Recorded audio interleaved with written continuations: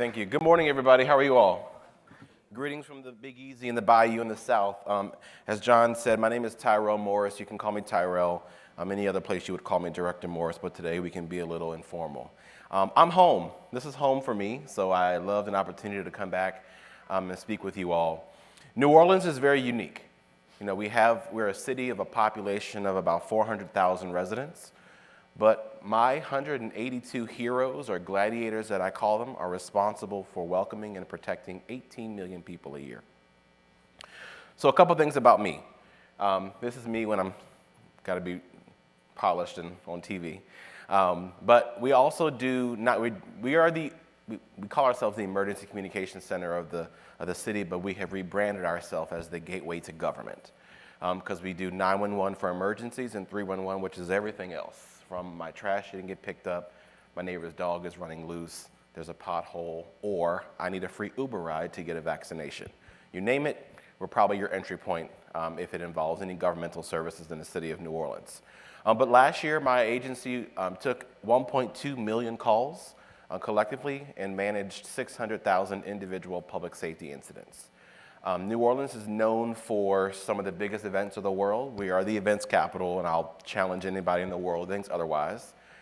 We have 450 events annually, with the biggest ones to include Mardi Gras, which welcomes 1.4 million people for a 2-week period.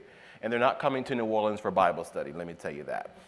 The probability is high that you will probably have an interaction with a public safety agency during Mardi Gras, either to find out where to go for the parade, or maybe you're going to pay a visit to Orleans Parish Prison, your choice. But over the last 2 years, though, have been incredibly difficult for any 911 center in the nation. And we'll talk about what has changed in our landscape, but I wanted to give you a little insight about me. I am from the inner city of Philadelphia. And I stand here today with a graduate degree, graduated from one of the prestigious high schools here in the District of Columbia, go DCPS. But my journey was not set up for success. I was destined to be a product of my community, right? But with incredible support, my mother is here with me today. I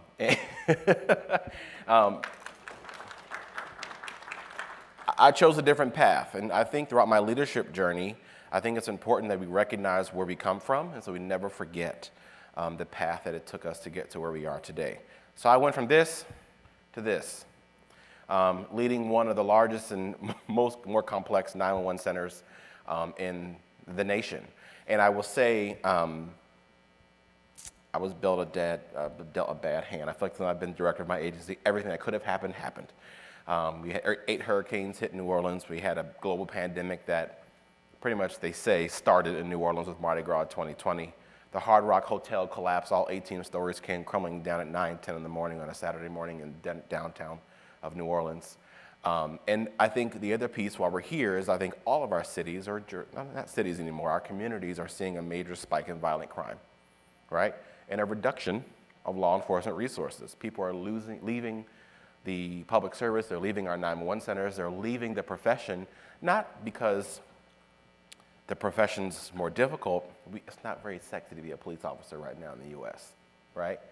We've ripped the Band-Aid and really exposed some things that are happening, and now we have to course correct. But during that growth period, we have a point now of uncertainty. I think we're all left to be uncomfortable. But as we all struggle with this spike in violent crime, we have to be creative in how we address and really manage our resources. And one success I think we have leveraged in New Orleans is using big data. 911 centers across the country, we have not been the best innovators. We have not been very open and welcoming to new technology. We didn't like the bleeding edge. We thought the bleeding edge was unsafe. If you came to me and said, put CAD in the cloud, I would have told you were nuts. I would have got you a psych eval and probably committed you to the mental institution. But we now have been forced into this new space where we have no choice but to expand our boundaries. I'm going live on a new EZNet on July 22nd for any tech, June 22nd, so any tech people know that we're transitioning from the legacy 50-plus-year-old infrastructure in New Orleans to an IP-based call routing for 911. Now, for some of us that don't work in 911, you're like, okay, big deal. For those of us that do, it's a oh shit moment, like, oh my God, it's happening, right? Last year, Hurricane Ida made a direct hit to the city of New Orleans. A Category 4 hurricane had the exact same path, same strengthening as Hurricane Katrina. We didn't flood, though. So thank you, federal government, for the billions of dollars. It worked. But the one thing that did not work, 911 went down. 911 went down for, I think, 13 hours, and it went down at 1 in the morning.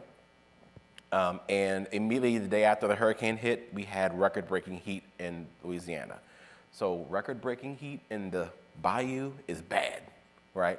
And we had no electricity, we had no power citywide, we had no water, and then we have record-breaking heat.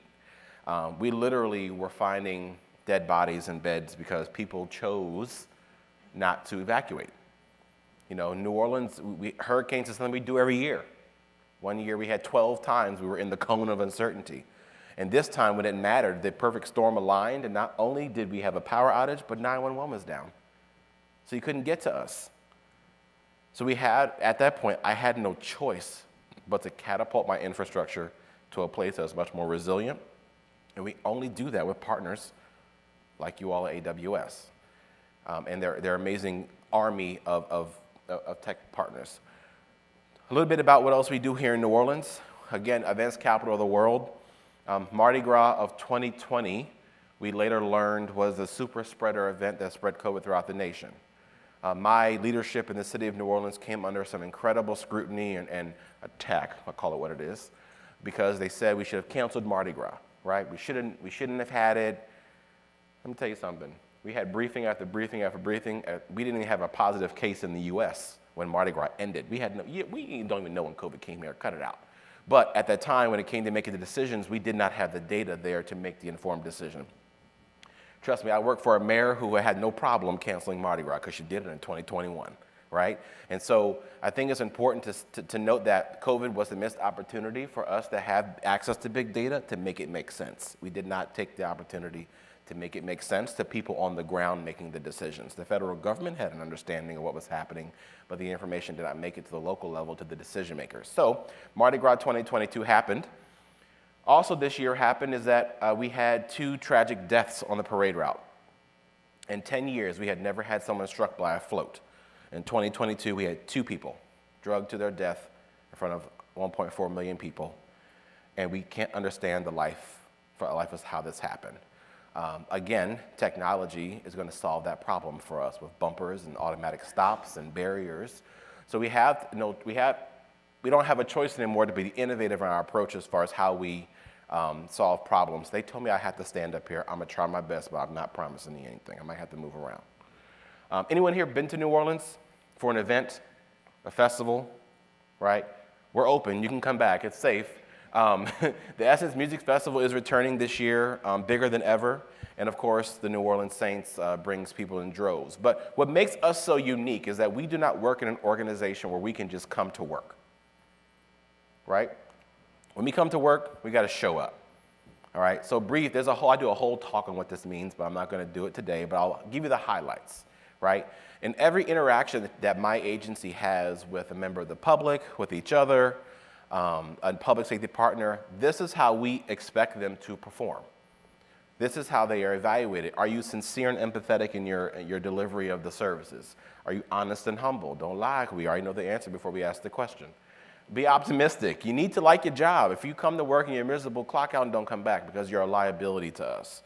Are you well-informed and willing? You're not evaluated on what you know. You are evaluated on what you should know. If you are working for me at New Orleans 911 and you've been there more than 3 years and you can't answer the question of what next generation 911 is, you're uninformed and you probably don't need to work here. So these are our standards. We expect you to be upbeat and positive. If you're the negative Nancy, you can have your one bad day, but the time you have 2, we're going to have a conversation.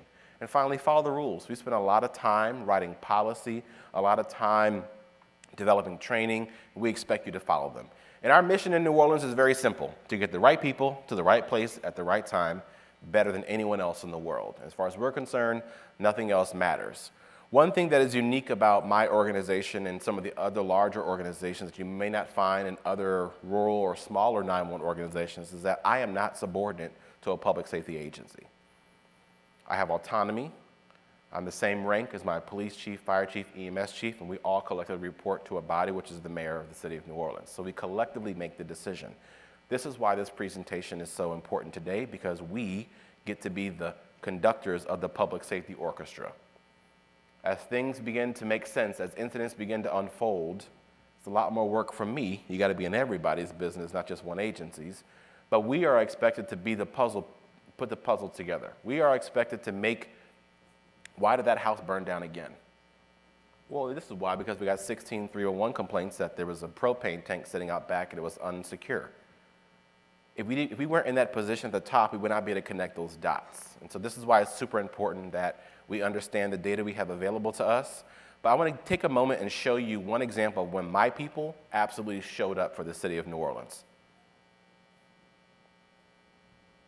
It'll come, there you go.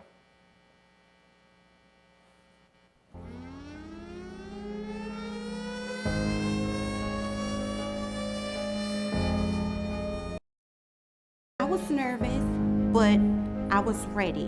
When you're a dispatcher, anything can happen at the spur of the moment. So once something happened, you just have to jump in. At a split second, you need to decide what it is you're gonna do. Whether you're gonna leave or you're gonna stay. I work 911, I'm fully committed, 10 years. I'm not leaving. So at that point, all I can do is make sure my family is okay. Once I made sure they was okay, my heart and everything goes to the citizens. We need to make sure they're gonna be okay. It was unbelievable how much damage it did in just that short period of time. And that's not something we deal with. We're not used to experiencing tornadoes. When stuff happens, your resources, your training is all the same. The need to save lives doesn't change in any circumstance. So we really just did what we normally did. We just kicked it into high gear. I had all the high priority calls that you normally get once a week. I had them all in 3 hours. So it was just like so much going on at one time, so you don't have time to think. You just have time to react. These people need help. I need to help them. That's my job. No one died, you know, and that's very rare in a natural disaster of this nature, especially that hits you completely unaware. My family thinks I'm a hero. I don't feel like I'm a hero, but I help. Giving up is never an option. For me, it's personal. Duty is to give 100% all the time. When you choose this profession, you know your duty is to help complete strangers. Every contact you make could potentially save a life. Duty means honoring what you signed up for. It just means for me to be there and act for the citizens. That's my duty.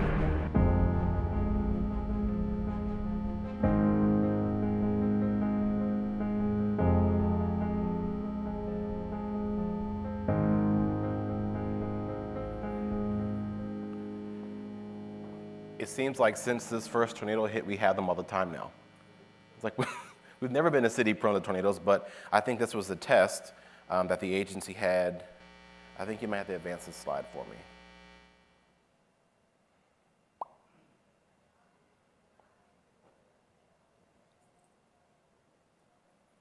Okay, now we're kicking with gas. All right, so let's talk about what is facing our community today as far as a 911 center and why our role has changed. 911 centers today are no longer functioning as transporters of information. We get information, we use our voice, we use our words to paint a picture. What has changed is our staff, some call them telecommunicators. We've retired that term because we're not on the phone that much anymore. But we call ourselves emergency communications specialists because we're put the pieces of the puzzle together. We take, for example, our teams now are making response decisions. We are deciding who to send, what kind of resources to send, how many resources to send, and we're also charged with anticipating what may be needed should this incident escalate, right? Those are traditionally incident command decisions that happen when someone reaches the scene, but if you ever go to a 911 center, those initial decisions make or break the incident, right? The unfortunate situation that happened in Buffalo with the active shooter, that is a director's worst fear. Right? I had a conversation last week with one of our industry associations saying, hey, there really is no guidance documents out here for leadership to prepare your organizations for these types of incidents. But the only thing we hear on the TV is how that one call taker hung up. We don't hear the countless, I'm sure that agency took probably damn near 100 phone calls and that they were handled amazing, but we heard about the one, right? But from a leadership perspective, most 911 directors come up through 911. They don't necessarily come from executive leadership roles into that space unless you work for a large organization where that may happen. And so we really is trial by fire for a lot of us, but the nation has not prepared our leadership to manage these incidents. Yeah, we have an active shooter course that our staff go through, how to answer the phone, what questions to ask. But what makes or breaks a response for an organization as far as how the leadership responded. How do we communicate mission? How do we communicate strategy? How do we communicate tactics when your community is under siege? So that's a big threat for us. Now, unfortunately, I do live in a city, right? And so multiple people shot is not something that we are not used to, unfortunately, right? But you hear about the big ones when they happen in areas that are not necessarily prone to that level of violence. But the mission is still the same. The 911 center in Buffalo, I'm sure, was a normal morning, having their day, and then their lives changed forever. But I think we really have the first 60 seconds of an incident to really shape our actions. I call it blind trauma, right? So a 911 call taker in most places doesn't get an opportunity to prepare for what they are about to encounter, right? I was in the fire department for 9 years. A dispatcher would tell me where to go. I would get in the unit. I could read where I was going. I could mentally prepare for what I was about to ensue, what I was about to endure, and kind of get my strategy. Our staff don't get, they get the disrespectful buzz in their ear, boop, and then it's on. That's it. And so we have to ensure that our teams are armed with the best tools possible to make those quick incident command decisions. Let's call them what they are. They are not clerks. They are not in an administrative role. They are making the decision. And sometimes the wrong decision is made and the results are catastrophic. When we talk about George Floyd or other instances where lives have been lost at the hands of law enforcement, or that the police response, the use of force was excessive, when we go back and look back at the initial 911 call, in most cases you find that the picture was not painted with enough detail to really foster the most appropriate response. And so we talk about police brutality and constitutional policing being a police issue. It's not just a police issue. We have our part in that as well. We have to ensure that we treat every caller the same, that we have equity in our line of questioning. We don't over-question simply because of where you're calling from. Those things matter ultimately when the incident paradigm continues, right? And so this is a different situation for us. We have incredible weather events happening. Like I just showed you a video about a tornado. We had 8 hurricanes threatening New Orleans last year. This year, not even hurricane season yet, and the National Weather Service has already put a tropical depression in the Gulf. It's going to be one hell of a year for us. We know this already. Next generation 911, the last 3 years, the technology that is entering our space is outpacing the skills of our staff. I had a call taker, I had a staff member, and my mom was with me when it happened. We witnessed a murder live on Ring. And this is the thing we all feared, like, oh, big data is going to come in our centers, and our staff are going to be subject to this. But because of that Ring video, that was the only reason why we quickly were able to apprehend a suspect and make an arrest. But we had to process that data in real time. None of my staff had trained or been psychological, hell, I haven't, to see if we can process this information. So the data, the technology is beginning to outpace the skills, and the only solution to that is we have to catch up. The public is not going to tell you all, slow down, Amazon, with your toys. They're not going to tell you that, right? They're going to expect us to rise to the occasion. Hell, we can barely staff people to answer the phone now because everybody in the world thinks that it's time to quit. COVID. 911 centers are most effective, in my opinion, when you have them in close proximity, where you have the staff. So for me, my call takers and my dispatchers are in the same physical space, and so when we have an incident that requires multi-agency coordination, or the incident's high priority, say a police pursuit, the call taker is getting additional information. They can stand up and say, hey, my suspect's over here, or there's a verbal coordination happening. COVID made that very difficult. Unfortunately, it was an agency where I had some employees die from COVID. So not just to mention the call volume, my staff numbers went down because everybody and their mother got sick. My call volume spiked because everyone called 911 for a headache, and we're dealing with the trauma of losing our own. But my people still came to work every day and still provided a service, right? half of you in this room wouldn't be able to do that. You're strong, you're smart, that, probably not. All right? It takes a special kind of person. But this means that our communities are changing, our workforce is changing, our leadership styles have to change. And finally, cybersecurity. I think we spend more time on that. Half my day at this point is dedicated to cybersecurity because every day there's a new threat. Unfortunately, the city of New Orleans became a victim of a cyber attack in December of 2019. It brought the city government infrastructure, or our house as the mayor calls it, to its knees, where not only could you not check your email, but the health department could no longer issue WIC payments to the new mothers. They could no longer provide Section 8 rental payments. They could no longer provide emergency food stamps or SNAP benefits. The one agency that was unaffected by the cyber attack, mine. I don't know how we did it, but hey, we'll take the win, right? So we ended up deploying CAD terminals to the health department so they can start loading WIC cards. I mean, we had to be creative. But our police department had to revert back to writing paper reports. They hadn't done that in 7 years. How many arrests do you think were made? Hardly any.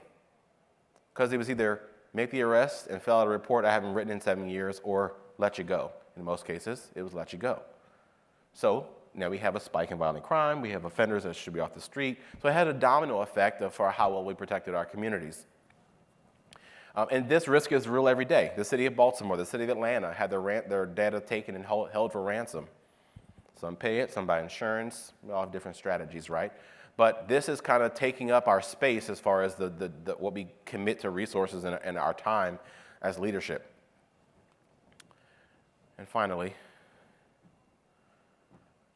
where did all the people go? And how did they pay their bills? I don't understand. When you figure it out, let me know. But we have seen a mass exodus, not just from government, but just from work. And I think people have begun to devalue the dollar and value their time. They value relationships. The one thing COVID did do for us, I think most people now know their neighbors, right? When you're locked up in your house, can't go anywhere, so hey, let's go sit on the porch and talk to Joe next door. And now we've learned that Joe and I have a lot in common, and so we have some community building. But you know what? Go to work today or go sit on the porch with Joe. I'm going to go sit on the porch with Joe, right? And so I think this is going to be with us for a while. I think we have a younger workforce that totally believes in entrepreneurship, and the advent of big tech allows those entrepreneur opportunities to be fruitful faster than what we've ever seen. I was one of them, right? I decided to get my real estate license in October of 2020. I sold 24 houses my first year. Most agents sell one. I don't know what I did different. I was just committed, and I chose to place my time when I wasn't at work doing that. But if I could do that, I'm sure this is why we are influenced by this great resignation. But what does this do for public safety agencies like myself? I have less people to answer the phone, less people on the radio, and less police officers and fire trucks and EMS personnel on the street. When COVID was at its peak, 60% of my EMS personnel were out of commission. They either had COVID or they had been exposed. So a city like New Orleans, where there runs more EMS calls than you would ever imagine, particularly Friday night on Bourbon Street, and more than half of your workforce is unavailable. We had a problem. So they had myself and our medical director going on the news saying, please call 911 for life-threatening emergencies only. But what was happening, people were having life-threatening emergencies that they didn't recognize as such, and they stayed home and died. We had to go back to the TV and say, wait, if you're having a stroke or heart attack, you should still call us. Anything else, you may want to call your primary care physician. We introduced a video triage with one of your partners, Carbine, on the AWS network. And so what happened, you called 911 if you had a low acuity call and it was not life-threatening. A paramedic sitting in the center would do a video call with you to really get a good look at your symptoms, and they would make a recommendation if we were coming, or say, hey, you probably should just wait or go to the emergency room. If we gave you the advice to stay home, we put you on a self-quarantine registry, and every 48 hours, someone from 311 would call you to check on you. Need anything? We were Ubering meals if you're over a certain age.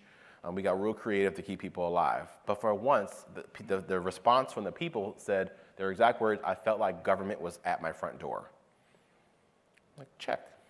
It was a win for us. I mean, I've never said that before. So it was nice to hear our residents say they felt like we were in the trenches with them. So with the Great Resignation happening, the question is, how do we fill the gaps? with you all, with the platform, with the cloud, and with innovative thinkers. Some of us in leadership, we thrive on these interactions. If you would know anything about me, you know I love the underdog. I love the startup. I love the new company that's broke. They've got a good idea. They just need an opportunity for someone to help them incubate something and grow. There's a network called the R2 Network now that OPCD is a partner with the Department of Commerce, where entrepreneurs that have an idea can go out on this platform, they can put the idea out there, and then someone that has money or capital or infrastructure can help them develop it to something that's great. We still have not found a scheduling solution that's worked for 911. All these scheduling solutions out here in the world, not one person has come to the market, one built for 911. Come on, what are you waiting for? We need it, please. Excel is old, we're done. But this just shows the infrastructure, right? So we talk about smart city technology, connected buildings. In New Orleans, we have deployed the active shooter panic button application with Rave Mobile Safety. So the governor has paid for all schools K through 12 in the state of Louisiana to have this application. If a teacher or a faculty member comes across a medical emergency, a fire, but mostly an active shooter event, they open their app, they hit their phone, they hit the button, this big red button, you gotta hold it for a second and a half, and the phone will place a native 911 call, but when the call taker receives the call, all these audible alarms go off. They say, hey, you've received an active shooter activation. The call taker will, one, ensure it was not a false alarm. If it is, they hit a button, and then we send a text message to everybody in the school saying, we have a reported active shooter in your school, here are the steps to take, blah, blah, blah, blah, blah, blah. I hope one day I never have to use it, but unfortunately, we will be negligent at this point if we did not find some way to communicate amongst the masses. That's just one example. I shared with some of the Amazon folks last night about how I have fire hydrants in the city of New Orleans that are dry. I mean, every jurisdiction has dry hydrants that need to be repaired, but for us, you know when we know it's dry? Fire department, house on fire, hook the hose up, open it up, they'll say, communications, hydrant's dry. Okay, now we know it's dry. Don't go there no more. Go to the next one down the street. Meanwhile, the houses are burning down. But the water department knows what hydrants are dry. You think they share the data with us? They would love to, but we have no platform, no way to do it where we bring it into CAD. In New Orleans, we have a port, a very, very, very busy port. And so we have the railroad that moves the cargo from different ships and trucks or what have you. Sometimes these rail cars are 6 miles long and they do not move fast. It's not an Amtrak, right? Many, many times I will have a house fire on the other side of the railroad and the fire truck is sitting there waiting for the ding, ding, ding, ding, ding to stop while the house is just going up in flames. So I said, hey, can we ingest this data into CAD so I can say, hey, give me an alternative response? No one can figure it out. I'm like, okay, Amazon, so we brought it to y'all, and we'll see what y'all come up with. The other one, traffic. New Orleans, we're a major metropolitan city, and if I have a traffic jam on an interstate, that can make or break my response time to a call or to a hospital. We have traffic feed coming in. We can look at it. We can bring the feed into CAD so the dispatcher can see it, but how do we use that same data to change the algorithm to recommend what unit I send? Again, something that I haven't seen figured out. Right. So these are the challenges that we throw to y'all, the geniuses in the cloud, wherever that may be, to help us solve. But when we start talking about connected buildings, right? We have a connected building. We had this new pilot happening in New Orleans at one of our casino hotels that in the event we get a 911 call at one of the hotel rooms, through this platform we can log in and open up the front door, or open up the room door without having to rely on security to meet us there. But that seems to be a delay. We had one particular call at the Sheraton. We got a 911 hang up from a cell phone, but we could tell something was wrong. The man had cardiac arrest. The Sheraton Hotel is like 50 stories. So this is before we had Z-Access, so I can at least estimate what floor, but it wasn't that long ago. But someone got an idea saying, hey, we have a cell phone number he called from, go to the front desk and see if they can query the phone number. Thank God there was a number that he had on his registration, because if it was not, we would never found that man. Well, the next day when the housekeeper went to go clean the room and he was dead, that's when we would have found him, right? And so, but now we have the information to open up the door from the dispatcher's computer to unlock it so the paramedics can get in and do what they need to do. That's just one example. We talked yesterday, we had one of our hotels, when the Hard Rock collapsed and the La Meridian Hotel burned down. We are a convention city, so a lot of, just like DC. And so the hotel was on fire. It was like 25 stories. And so we need to evacuate. And we got to find somewhere to put these people.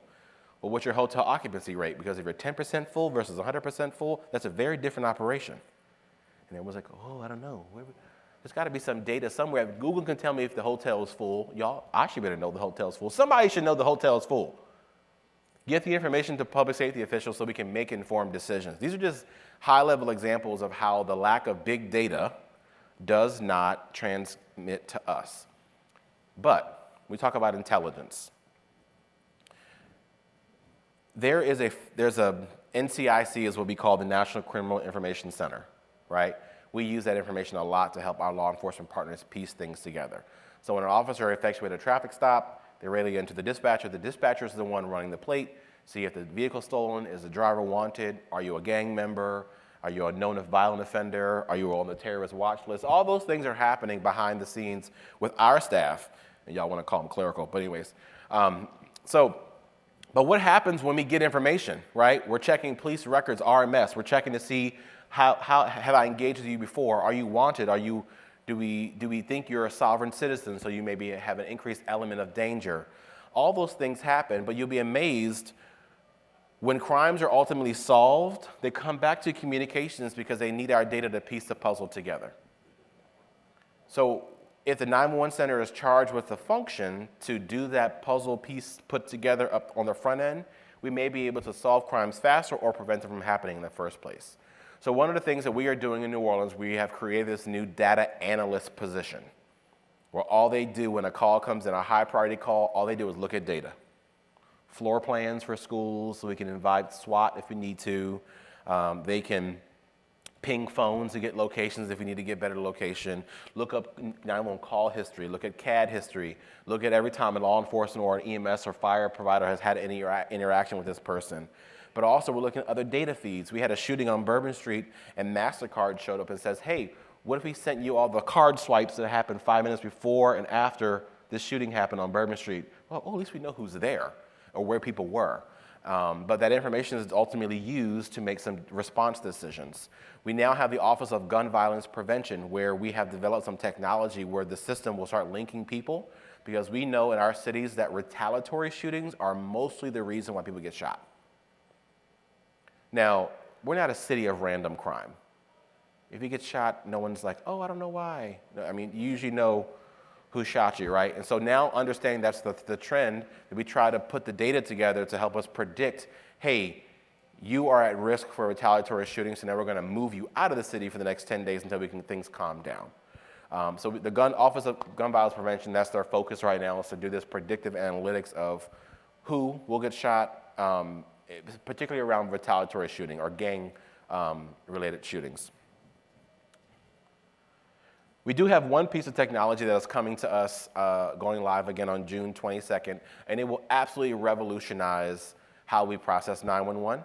We did deploy a version of it you'll see in this video, but we had a female call 911. Well, she couldn't call, she texted 911.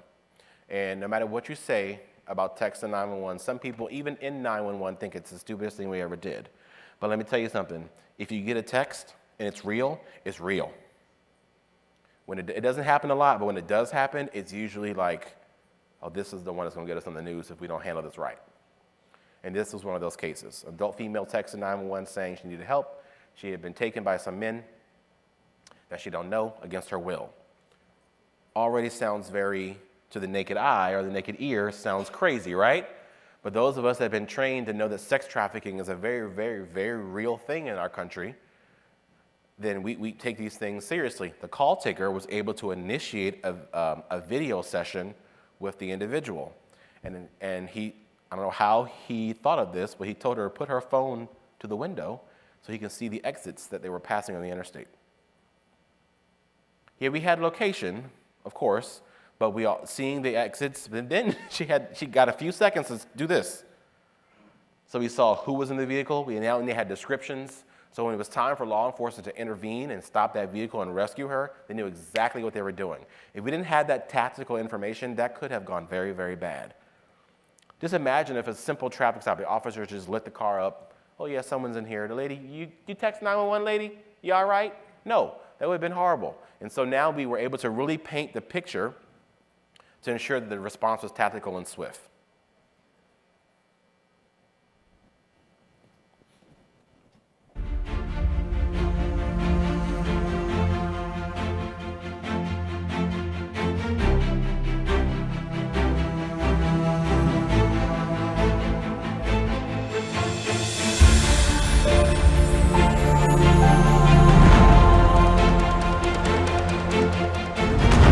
We're going to have some improved technology, again, to meet our people where they are. And I think for years, when we talk about next generation 911, we've had this idea of one day we'll get there. Well, that day has arrived. Our technologies aim to provide from location, which is the most essential piece for emergency services, to text to 911, to video to 911, to images, medical information.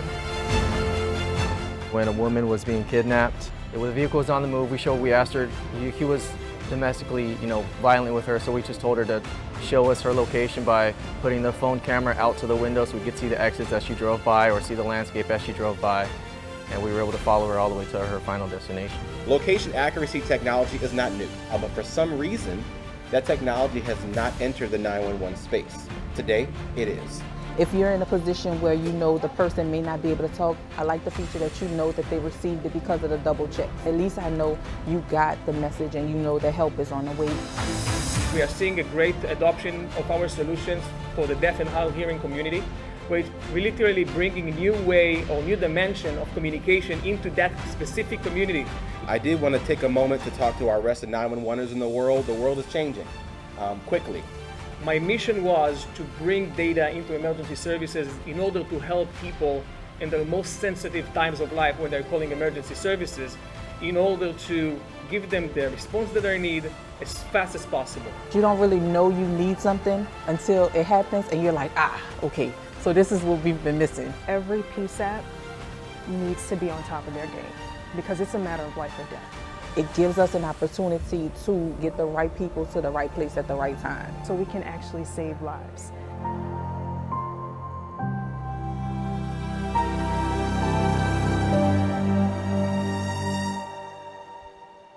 Of course, as a shout out, Carbine is the AWS partner, so congrats to them. Here we go. All right, talk about advent of smart city technology.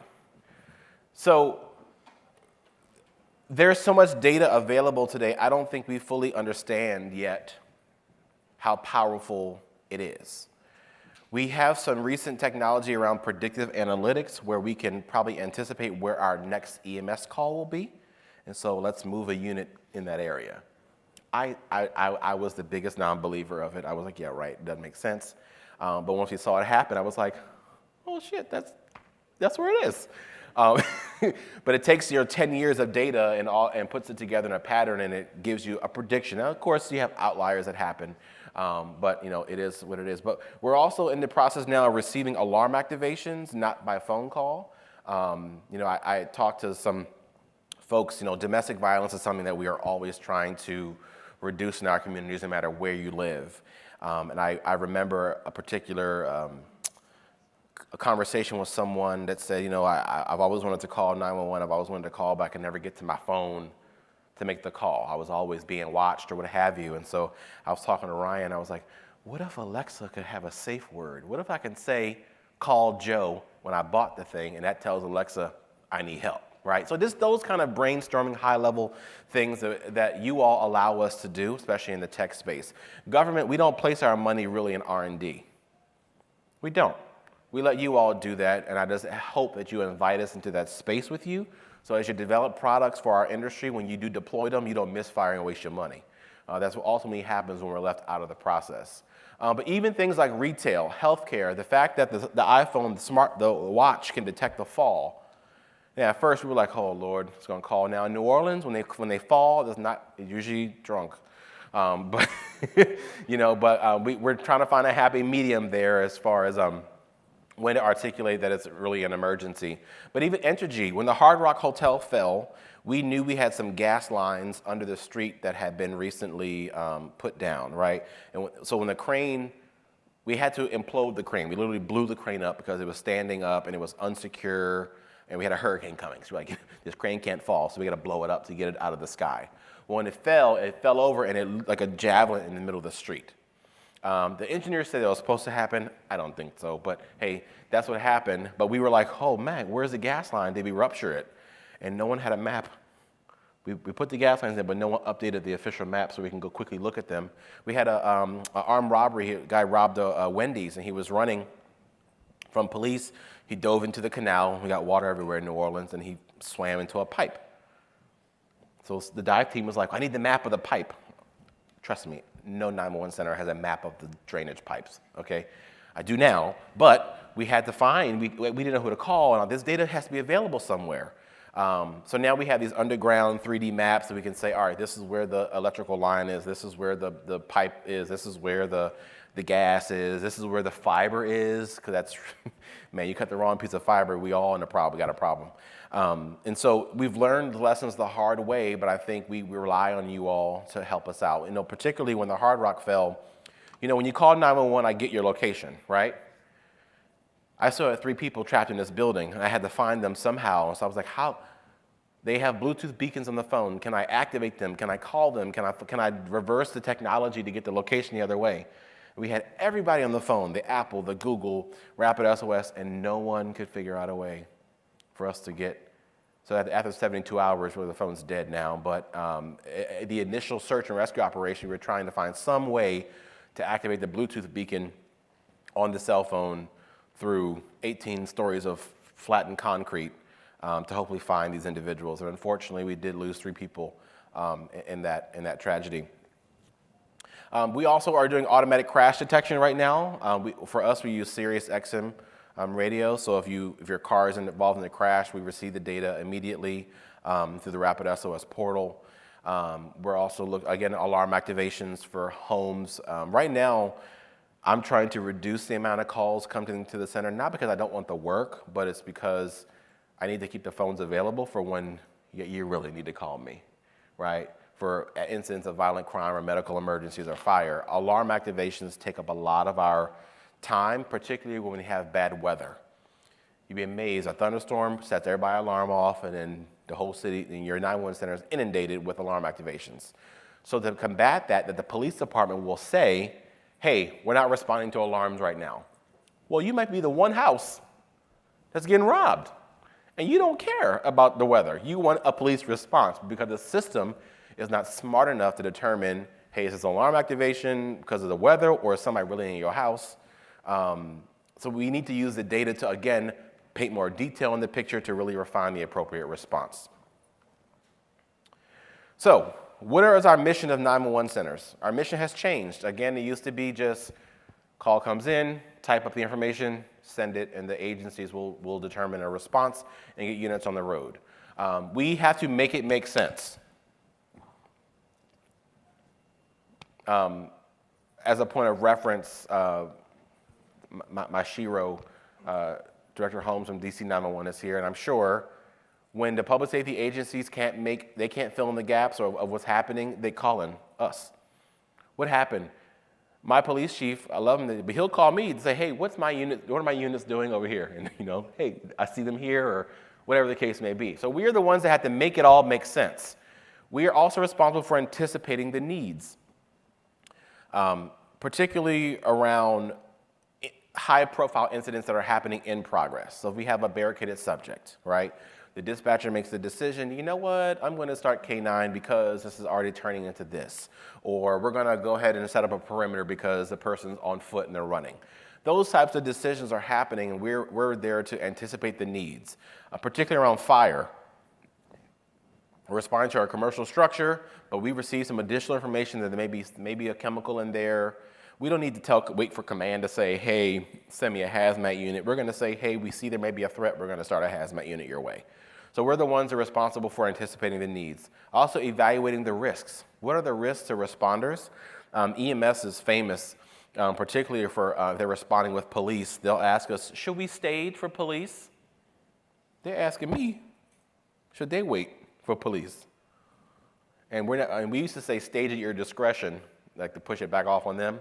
But now we really are the ones that have the most information. So we're in the best position to say, hey, the scene is a little unstable. We don't use the words unsafe anymore. It's unstable. Stand by for police. And sometimes the agencies still make the decision to go and respond anyway based upon what the severity of the complaint is.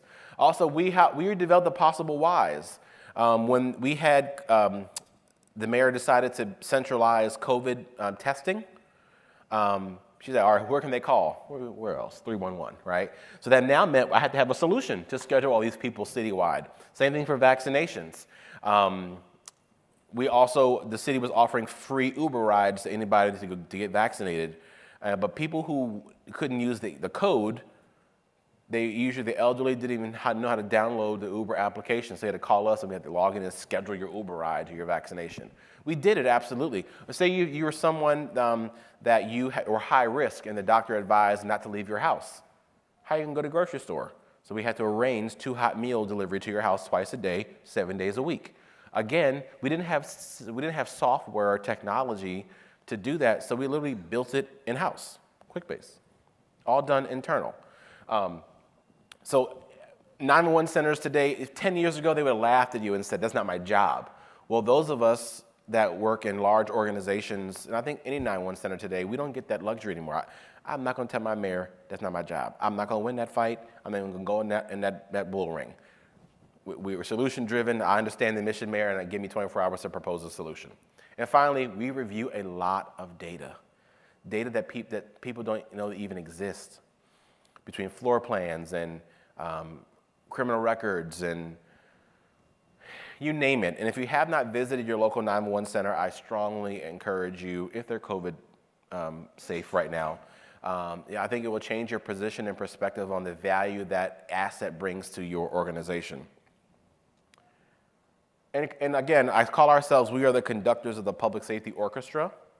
And I think it's important that we understand that we call ourselves the first of the first responders. And there's a national movement right now to reclassify 911 professionals in the nation as first responders, because right now the federal government calls our staff clerical. So they get paid like clerks. They don't get retirement benefits that are equal to public safety agencies. Their compensation isn't the training. And so each state is taking it up upon themselves to take on reclassification. And right before I started this presentation, I got a text. The Louisiana Senate voted 37-0, and that my bill passed. So when the governor signs any day now, then Louisiana 911 professionals will be classified as first responders. I was the president of the NENA Association for Louisiana for the last year, and my #1 objective was to get that bill passed. I passed the torch 2 weeks ago. My bill got passed. I'm done. So now I can clock out and go home. But every year we celebrate National Public Safety Telecommunicator Week, and we just did it in April of this year. And I want to just take an opportunity to thank you all as our partners in this space. You all, believe it or not, are a part of the public safety ecosystem. Either you work for Amazon, if you work for another agency, or you work for a tech partner. I hope this presentation really enlightens you on how well your work is. No matter what your role is in those organizations, ultimately today, the end product that I'm about to show you should make you feel good.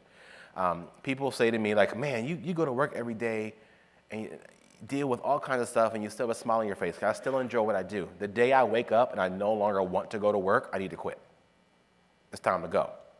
I'm not there yet.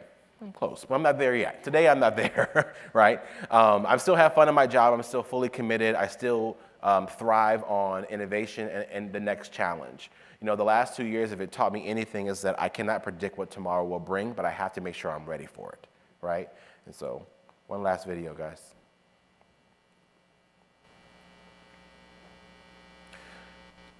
Redefined what emergency communication centers mean to their communities.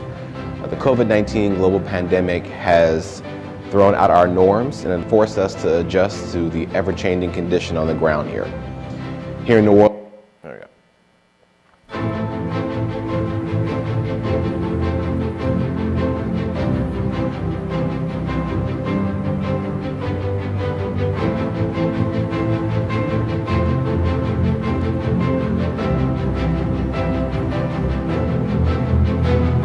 This past year has redefined what emergency communication centers mean to their communities. The COVID-19 global pandemic has thrown out our norms and forced us to adjust to the ever-changing condition on the ground here.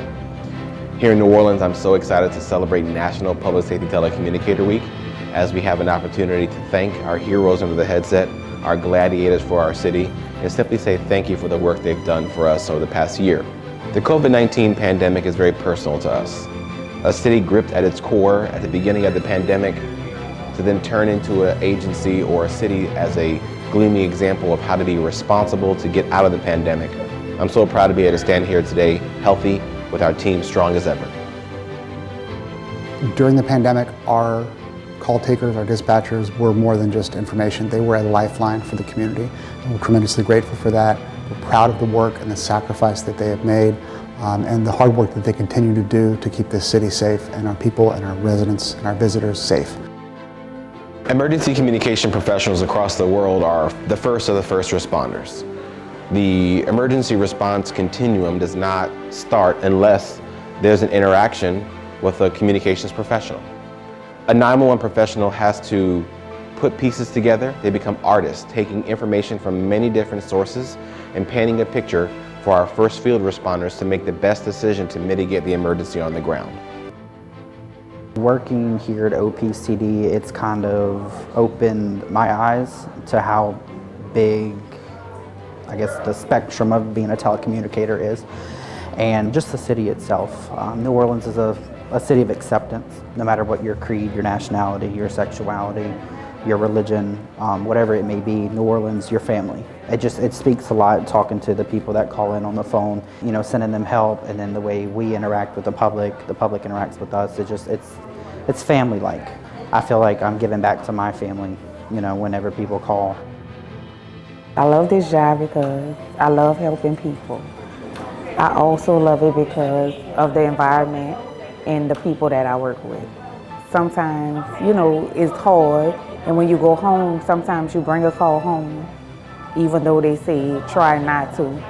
But sometimes it's hard for you not to bring a call home. You think about that call on your way home and sometimes when you get home.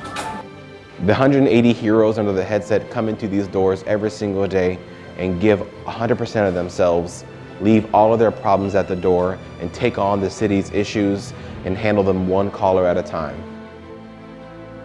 To do a job like this, you have to have patience. You have to have a kind spirit. You have to be a caring person. You have to be empathetic towards the caller because it could be that person's worst day of their life when they're calling. And we just need to be focused and ready to get the right people to the right place at the right time to get them the help that they need. Leading this group of emergency communication professionals here at OPCD has been my utmost honor. I go to sleep every night very proud and wake up very excited about our work forward to meet our people where they are. On behalf of the mayor, the board, and people of New Orleans, thank you. Thank you to all of our OPCD employees, and please keep up the good work.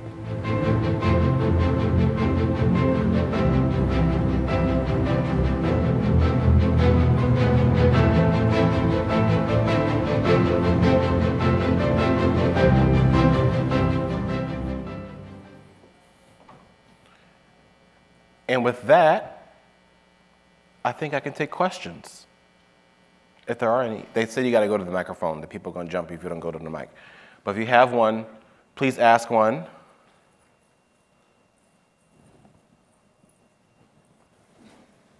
Morning, Director Morris. Morning. I've worked with several NGOs in hurricane and disaster response in the New Orleans and Gulf Coast area, and one of the problems I've seen consistently is data sharing among NGOs and first responders that are not part of the local community. So the question I have is, as you look to make the 911 center in New Orleans and a model that can spread to other metro areas become the intelligence center for first response, is there a plan to onboard or provide data sharing to these NGOs as they come in? I think we have to understand the data that's available, and we have to assign value to it. Sometimes when we talk about bringing data in, some data can be disruptive because it doesn't provide any no value, right? People may say, oh, I can send data of when people maxed out their cards. That's not going to help me catch criminals. But if you come to me and say, hey, I can show you that, hey, the people in this neighborhood usually spend this amount of money on groceries, and this is where they normally go. I may make sure that one grocery store has the generators in place to stay functional during an emergency. So I think, but we have to have that conversation before we need it. We don't do well as a nation scrambling to link our systems, and that's when we create vulnerabilities, and the bad people find them, and they bring our systems to their knees. So my recommendation to any of those NGOs is have a conversation, become a partner with your local communications center, and help them understand the value, but also know everybody ain't me. Not everybody opens their doors so freely and is welcoming. Now, we can maybe help you, get you in the door. Like if I tell somebody, hey, can you take a meeting with John? But I gotta believe that John knows what he's talking about and is gonna bring some value. So it is a game. It's politics. It is, I'm just telling you, it is what it is, right? But I think it's important as we get more comfortable with these NGOs and these third parties being embedded in our daily operations, then it'll become more of the norm than the offshot that some of our larger organizations have. Anybody else? I usually go overtime. I'm so happy I did it on time. Thank y'all very much for your time.